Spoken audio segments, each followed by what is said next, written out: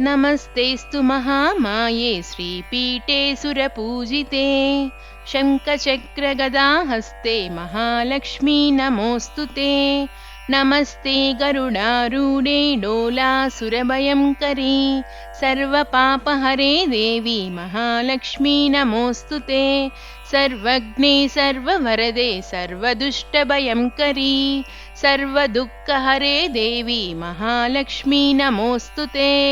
सिद्धिबुद्धिप्रदे देवी भुक्तिमुक्तिप्रदायिनी मन्त्रमूर्ते सदा देवी महालक्ष्मी नमोऽस्तु ते।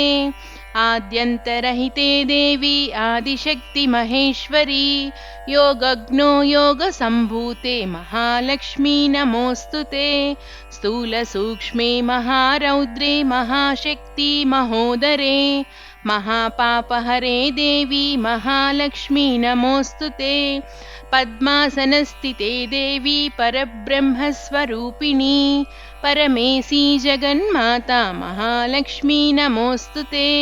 श्वेताम्बरधरे देवी नानालङ्कारभूषिते जगत्स्थिते जगन्माता महालक्ष्मी नमोऽस्तु ते। महालक्ष्म्यष्टकं स्तोत्रं यः पठेत् भक्तिमान् नरः सर्वसिद्धिमवाप्नोति राज्यं प्राप्नोति सर्वदा।